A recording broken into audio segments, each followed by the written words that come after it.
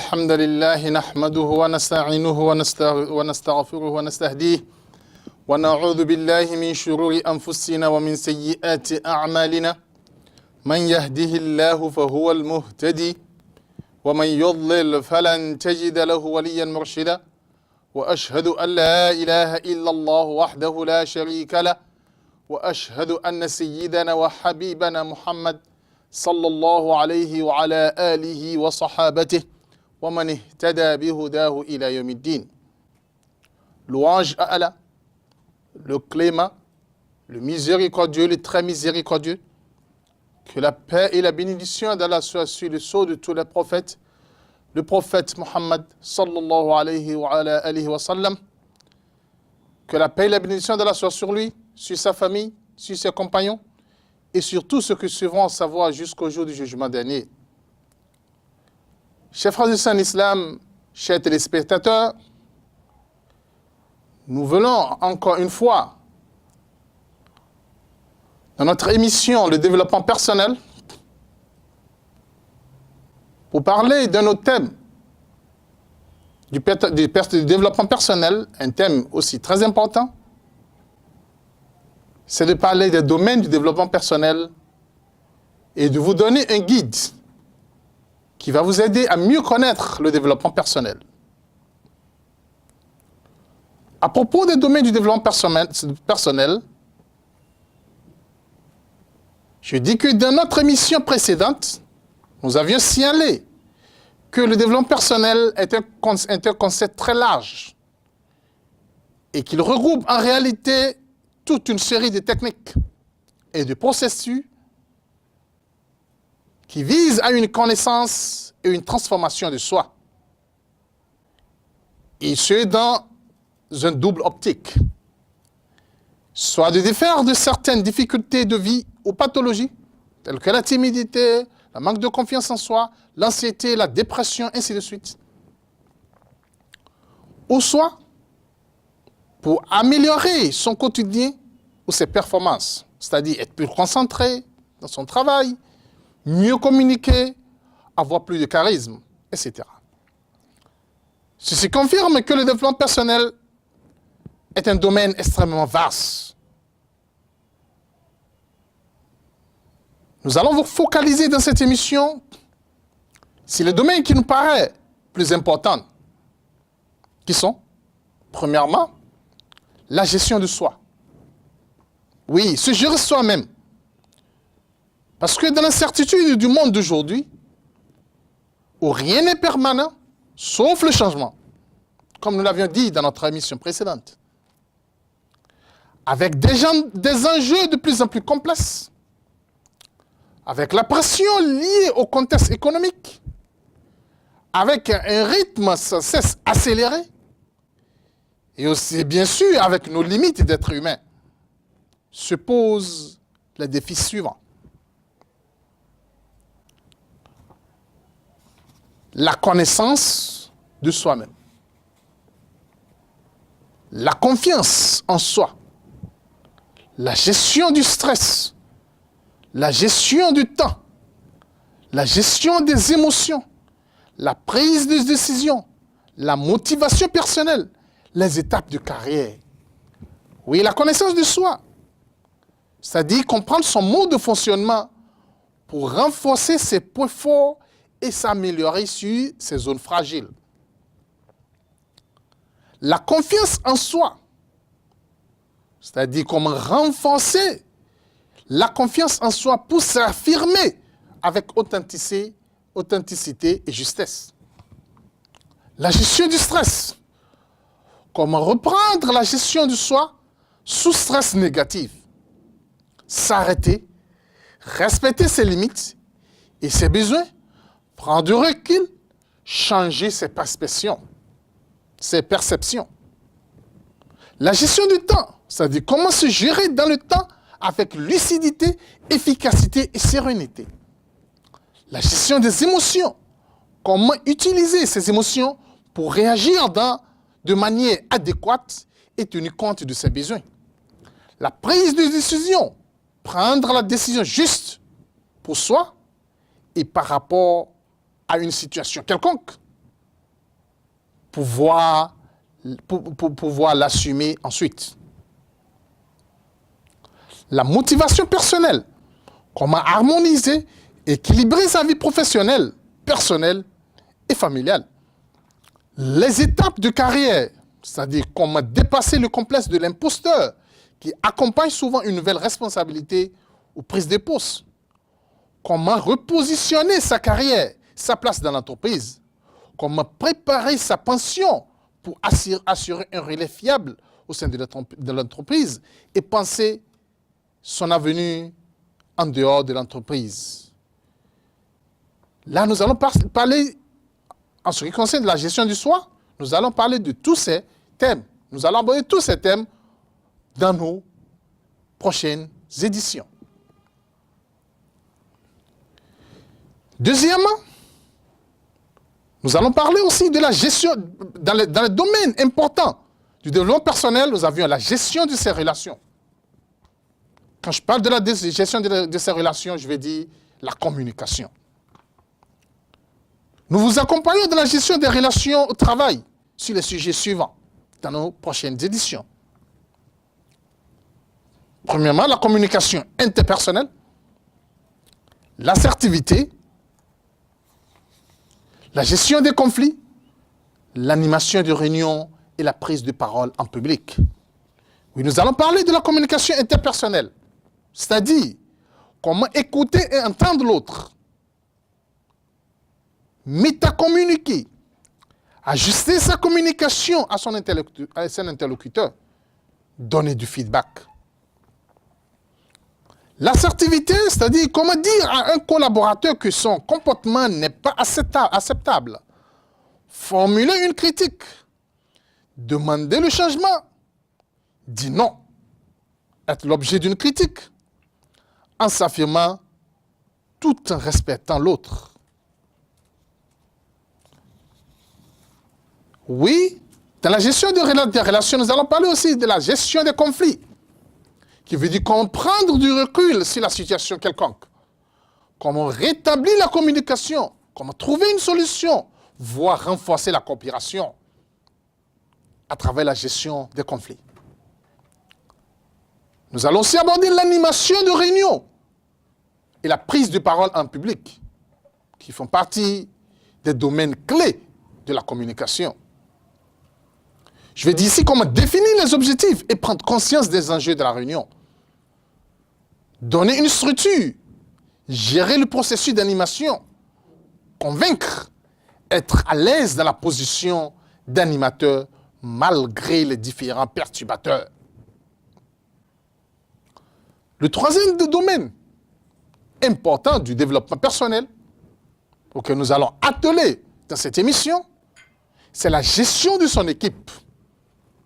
Oui, gérer son équipe, c'est ça qu'on appelle le management. C'est-à-dire faire évoluer son équipe d'une collection d'individus vers un groupe solidaire et enfin une équipe performante. C'est l'enjeu du responsable d'équipe. Je dis bien, faire évoluer son équipe d'une collection d'individus vers un groupe solidaire et enfin une équipe performante. C'est important, ces trois étapes. C'est l'enjeu du responsable d'équipe. Pour cela, il devra lui-même évoluer dans son identité managériale et acquérir les savoir-faire et savoir-être liés au sujet suivant. Premièrement, la délégation, la motivation, l'entretien d'évaluation, la gestion du changement, la cohésion d'équipe. D'abord, en ce qui concerne la délégation, c'est-à-dire comprendre les enjeux de la délégation, en dépasser les freins, définir les tâches à déléguer, accompagner le collaborateur en fonction de sa maturité professionnelle pour développer son autonomie. La motivation et la reconnaissance, qui veut dire comprendre les sources de motivation du collaborateur, reconnaître ses succès et la personne qu'il est, donner du sens à ses actions. L'entretien d'évaluation, qui veut dire transformer l'entretien d'évaluation en un entretien d'évolution, de progrès, de motivation. Comment faire passer le message? Gérer les émotions qui émergent. Permettre aux collaborateurs de s'exprimer librement. Répondre à ses attentes dans un contexte donné. Garder sa motivation. Améliorer la relation hiérarchique. Dans la gestion de son équipe, nous allons aborder la gestion du changement, qui est très important. Qui veut dire faire passer un message du changement, gérer la résistance, accompagner les collaborateurs dans le processus de deuil, faire travailler l'équipe sur une stratégie d'implantation. Nous allons aussi aborder la cohésion d'équipe, c'est-à-dire gérer l'individualisme et les compétitions internes, mettre en place les conditions de la coopération, réguler les tensions, faire circuler la reconnaissance positive, amener l'équipe vers un même objectif. Le quatrième domaine de notre intervention en matière du développement personnel, c'est la gestion de son entité. Et c'est ce qu'on appelle le leadership. Je dis l'idée d'une équipe, d'un service, d'un département, d'une entreprise, au-delà d'être un bon manager, donne du sens aux actions, mobilise l'équipe autour d'une vision claire et exemplaire, reste conscient des enjeux et de l'évolution de son environnement. Le reste de l'entreprise, les clients, les actionnaires, le marché, j'en passe. Et fait exister son entité au sein de son environnement. Nous vous accompagnerons dans nos épisodes, dans nos émissions prochaines, dans la gestion de votre structure, en adressant les sujets suivants. Diagnostic de structure, élaboration et déploiement de la vision, comment répartir les missions, ajuster l'organigramme, comment être le relais et gérer l'interaction avec l'environnement. Je dis diagnostic de structure, c'est-à-dire localiser la source d'un dysfonctionnement éventuel dans votre structure. Élaboration et déploiement de la vision, c'est très important. C'est en mettant le planning pour un plan d'action pour votre entreprise. Quels sont les enjeux externes du moment et à venir? Quelle est notre raison d'être, notre ambition, nos valeurs? Comment les traduire dans nos actes et décisions de tous les jours? Comment faire en sorte que la vision soit partagée par l'ensemble des acteurs? C'est ainsi les 4 domaines sur quoi nous allons atteler dans nos prochaines éditions. Je vous le rappelle, nous allons parler de la gestion du soi. Nous allons parler aussi de la gestion de ses relations, qui est la communication. Nous allons parler de la gestion de son équipe, qui est le management. Et nous en finirons avec la gestion de son entité, qui est le leadership. Par là, nous allons constater que nous voulons, à travers notre émission, couvrir les importants domaines de la vie et du développement personnel. Je vais vous donner un guide qui va vous guider à l'utilisation du développement personnel. Vous avez trouvé un emploi. Félicitations. Vous avez maintenant du travail. Et tout va pour le mieux pour vous. Vous reposer, vous détendre et apprécier une longue carrière pleine de réussite. Si c'est ce que vous pensez, vous vous trompez. Ah oui, vous vous trompez. De nos jours, si vous voulez atteindre votre plein potentiel, vous devez gérer votre carrière de façon proactive. De votre premier jour de travail jusqu'au moment où vous prendrez votre retraite. Je veux dire que vous devez vous développer tout au long de votre carrière. Pour contribuer à haut niveau, tout au long de votre carrière, il vous faut rechercher activement des possibilités de développement personnel et professionnel. Plusieurs chemins s'offrent à vous pour atteindre vos buts de développement. Mais la première étape consiste à établir un plan de développement. Oui, il faut avoir un plan de développement. Établir un plan de développement personnel. Vous pouvez utiliser plusieurs méthodes pour établir votre plan de développement personnel. Écrivez où vous souhaitez en être dans 1 an, 5 ans, 10 ans et 15 ans. De quelles compétences aurez-vous besoin pour atteindre ces buts? Quelles connaissances aurez-vous besoin d'acquérir? Quel talent aurez-vous besoin de développer? Savoir ce que vous aurez besoin d'être dans le futur vous permet de commencer à vous transformer en cette personne dès aujourd'hui. Maintenant, notez les manques dans votre plan de développement personnel. Ce sont les domaines sur lesquels vous devez vous concentrer. Voici quelques méthodes pour combler ces manques et gérer votre progression de carrière. Premièrement, se constituer un réseau. Une des clés les plus importantes de la progression personnelle et professionnelle est de se constituer un réseau. Pourquoi? D'abord, parce que les contacts personnels peuvent être particulièrement utiles pour rester au fait des tendances et des développements de votre industrie. Ces choses qui vont avoir un impact sur vous et votre progression de carrière. Il est difficile de contrôler tout ce qui va affecter votre carrière, mais en ayant un réseau sur lequel vous pouvez compter, vous serez au courant des informations qui comptent pour vous. Deuxièmement, la formation.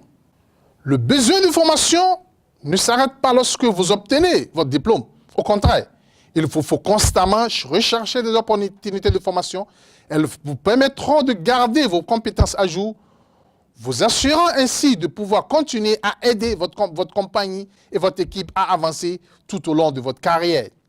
Commencez par dire clairement à votre gestionnaire et aux membres de votre équipe au sein de la compagnie que vous souhaitez apprendre, qu'ils sachent que vous apprécierez toute opportunité d'apprendre dont ils pourraient disposer. Si vous souhaitez apprendre quelque chose de spécifique, n'ayez pas peur de demander. Être perçu dans votre entreprise comme quelqu'un qui souhaite constamment apprendre est une bonne chose. Troisièmement, le mentorat et le mentorat inversé. Au cours des siècles, beaucoup de gens, parmi ceux qui ont le mieux réussi ont attribué le succès à le mentor. Cette personne qui a guidé leur progression durant leurs années formatives. Vous aussi devrez avoir un mentor. Un bon mentor peut être de n'importe quelle industrie, à n'importe quel poste, à n'importe quelle étape de sa carrière. Si votre compagnie n'a pas de programme établi, comment rencontrer un mentor? Vous pouvez rencontrer un mentor potentiel en développant votre réseau. Par exemple, en disant quelque chose qui attire son attention et la conversation par-delà. Les associations professionnelles aussi. À mesure que votre carrière progresse, vous pourriez avoir besoin d'augmenter votre niveau d'influence pour prendre plus de responsabilités afin de générer de meilleurs résultats d'affaires. Il est peut-être temps de devenir membre d'une association professionnelle. En y souscrivant, vous augmentez instantanément votre crédibilité et pouvez améliorer la façon dont vous êtes perçu. Pour aller encore plus loin, pensez au volontariat au sein d'une association ou d'un groupe professionnel. Proposez par exemple de planifier ou de gérer un événement important pour les membres du groupe ou essayer d'obtenir un poste de meneur. Votre carrière est entre vos mains. En fonction de qui vous êtes et de vos buts, en termes de progression, vous pouvez suivre toutes les gestions que nous aborderons, toutes les suggestions que nous aborderons au cours de nos prochaines éditions, ou seulement certaines, ou même au cours de nos prochaines éditions. L'important est que vous compreniez que vous êtes responsable de vous-même et que votre carrière est entre vos propres mains. Nous arrêtons sur ce point et nous remercions Allah subhanahu wa ta'ala pour avoir accompli cette émission. Nous vous retrouvons dans notre prochaine édition. Wassalamu alaikum wa rahmatullahi wa barakatuh.